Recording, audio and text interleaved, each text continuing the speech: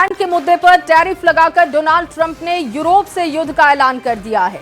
Trump की tariff वाली धमकी के बाद यूरोप के देशों, खासतौर पर फ्रांस ने ट्रंप को बड़ी वार्निंग दी है।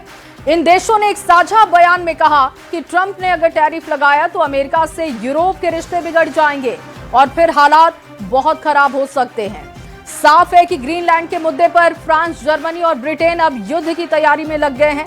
दिखाते हैं आपको इसी पर खास रिपोर्ट।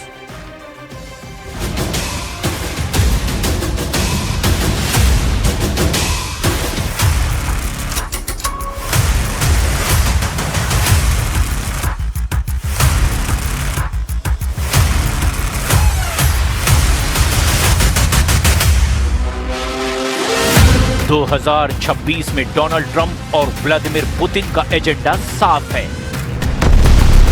बर्फीले वॉर जोन में ज्वालामुखी फटने का अलार्म बजने लगा है। 2026 में डोनाल्ड ट्रंप चाहते हैं पूरा ग्रीनलैंड और 2026 में व्लादिमीर पुतिन चाहते हैं आधा यूक्रेन। क्या है 2026 को लेकर दोनों लीडर्स का बहुत ही खतरनाक प्लान?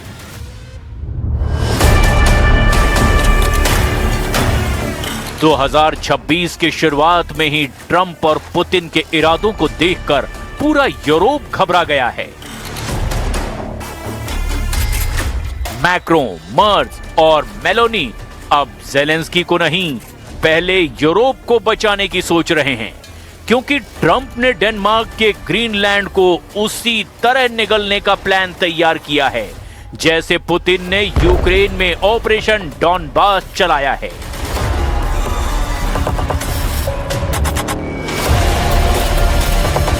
यानी साफ नजर आ रहा है कि ट्रंप अब 3.5 यूक्रेन पर कब्जा करना चाहते हैं। 3.5 यूक्रेन यानी ग्रीनलैंड। यूक्रेन के पास जितनी जमीन है उससे 3.5 गुना बड़ा है ग्रीनलैंड। दोनों के नक्शे देखकर समझा जा सकता है कि ट्रंप का ऑपरेशन ग्रीनलैंड क्यों 3.5 यूक्रेन के बराबर कहा जा रहा है। यूरोप के सबसे बड़े देश यूक्रेन का इलाका 6,03,000 वर्ग किलोमीटर से भी बड़ा है। इसके मुकाबले में ग्रीनलैंड का इलाका 21,66,000 वर्ग किलोमीटर से भी ज्यादा है। और ये आंकड़े देखकर यूरोप बहुत घबराया हुआ है, क्योंकि ग्रीनलैंड को हटाकर खुद यूरोप का इलाका 40 लाख वर्ग किलोमीटर है।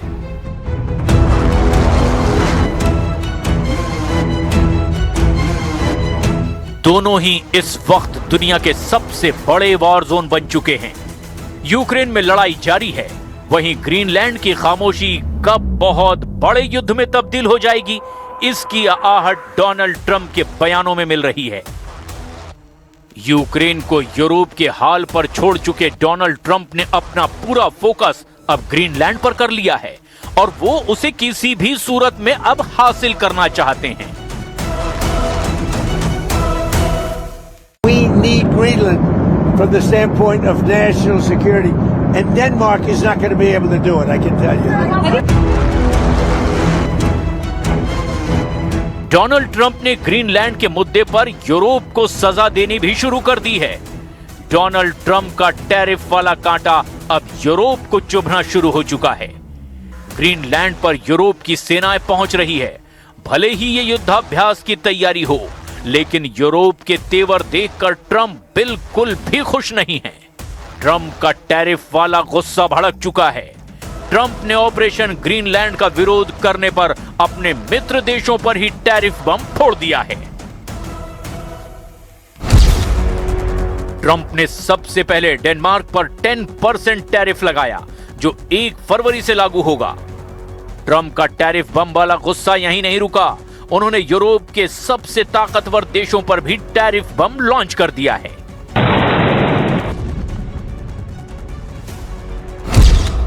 डोनाल्ड ट्रंप ने फ्रांस, जर्मनी और ब्रिटेन पर 10% टैरिफ लगा दिया है और ये तीनों देश यूरोप को चलाते हैं। इनकी अर्थव्यवस्था ही पूरे यूरोप को कंट्रोल करती है। ट्रंप का टैरिफ बम वाला गुस्सा यहीं नहीं रुका, उन्होंने इस बम से यूरोप के कुछ देशों को भी घायल कर दिया है।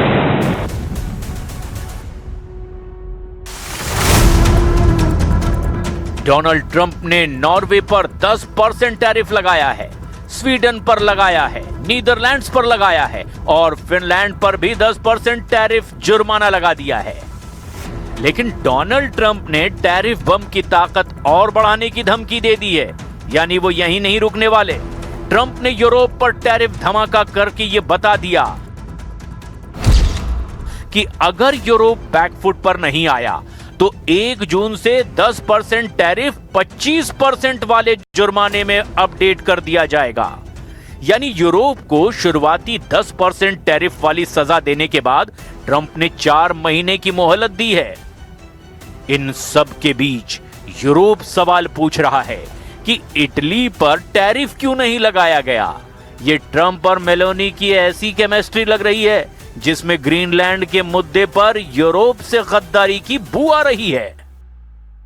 L'attenzione che la presidenza americana attribuisce, come vi ho detto molte volte, alla Groenlandia e in generale all'Artico, che è una zona strategica nella quale chiaramente va evitata una eccessiva ingerenza di attori che possono essere ostili.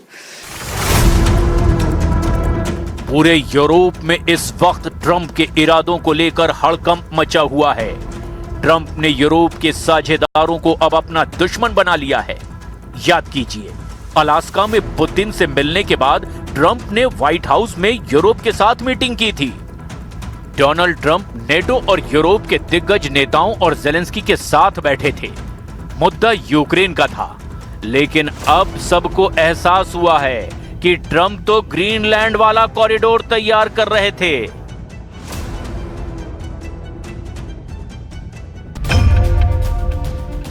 अब Trump को macro, मर्ज और Starmer से बड़ी टक्कर मिल रही है। ये तीनों लीडर अपनी सेनाएं ग्रीनलैंड भेज रहे हैं। युद्धाभ्यास के साथ ये लीडर ग्रीनलैंड को बचाने की बात कर रहे हैं, लेकिन क्या ये अमेरिका से टक्कर ले पाएंगे? सवाल ये है कि यूक्रेन में रूस के युद्ध के खिलाफ आक्रामक रहने वाली जॉर्जिया मेलोनी क्या कर रही हैं? यूरोप के बड़े देशों में इटली भी शामिल है, लेकिन वहां की प्रधानमंत्री जॉर्जिया मेलोनी ग्रीनलैंड के मुद्दे पर बैकफुट पर दिखाई दे रही हैं। ट्रंप ने इटली पर टैरिफ भी नहीं लगाया है। Ho sempre detto e sono convinta di questo, che io considero molto difficile, ecco, un intervento di terra, diciamo, militare sul tema della Groenlandia. Io credo che la questione sia politica e credo che politicamente verrà risolta. E verrà risolta chiaramente anche, secondo me, anche con un impegno maggiore di tutti gli alleati su un'area che è strategica. Meloni वो leader हैं जो Ukraine के युद्ध में Putin के खिलाफ front foot पर रही हैं। पुतिन के युद्ध को लेकर मेलोनी ने हमेशा जेलेंस्की का साथ दिया। वो यूरोप को बचाने वाली महिला लीडर के रूप में उभरी हैं। लेकिन अब ग्रीनलैंड के मुद्दे पर अमेरिका को टक्कर देने की बात आई तो इटली के प्रधानमंत्री का कदम यूरोप से गद्दारी माना जा रहा है। ग्रीनलैंड में आर्कटिक एंड्योरेंस युद्धाभ्यास के लिए यूरोप की सेनाएं पहुंची है। तब इटली ने इस युद्धाभ्यास में शामिल होने से ही इनकार कर दिया है। मेलोनी ने साफ कहा कि ग्रीनलैंड का हल सेना नहीं निकाल सकती। ग्रीनलैंड में युद्धाभ्यास से लेकर जो भी फैसला हो वो नेटो के हिसाब से हो, और नेटो में अमेरिका भी शामिल है, जबकि अमेरिका युद्धाभ्यास आर्कटिक एंड्योरेंस में शामिल नहीं है। La NATO ha già scritto nei propri documenti che oggi l'Artico è strategico, quindi sta già rispondendo a una domanda politica di un problema che esiste. Quindi gli alleati stanno ragionando all'interno di questo contesto e io ritengo che diciamo, il dibattito vada fatto all'interno della NATO anche per... Europe के हालात बता रहे हैं कि America का Greenland वाला formula अब Putin के यूक्रेन वाले फॉर्मूले से भी ज्यादा खतरनाक बन चुका है, क्योंकि यूक्रेन में चल रहे युद्ध को लेकर तो पुतिन की डिमांड सिर्फ डॉनबास और आसपास के इलाकों की है, लेकिन ट्रंप तो पूरा का पूरा ग्रीनलैंड हड़पना चाहते हैं।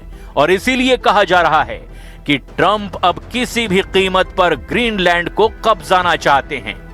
तो सवाल यह है कि ट्रंप ने इस फॉर्मूले को आखिरी शक्ल देनी कब शुरू की? 15 अगस्त 2025 को अलास्का में हुई पुतिन और ट्रंप की मीटिंग में ग्रीनलैंड फॉर्मूले को मंजूरी मिली। इसमें एक तरफ पुतिन को 50% यूक्रेन देने पर ट्रंप राजी हुए और दूसरी तरफ अपने लिए ग्रीनलैंड का टारगेट चुना। क्या इसी मीटिंग में यह फैसला हुआ कि यूरोप जब यूक्रेन में फंसा होगा तो दूसरी तरफ ट्रंप ग्रीनलैंड पर कब्जा कर लेंगे? ट्रंप का 2026 का एजेंडा साफ नजर आ रहा है। पुतिन आधे यूक्रेन पर कब्जा करना चाहते हैं तो ट्रंप 3.5 यूक्रेन पर नजर गड़ाए बैठे हैं।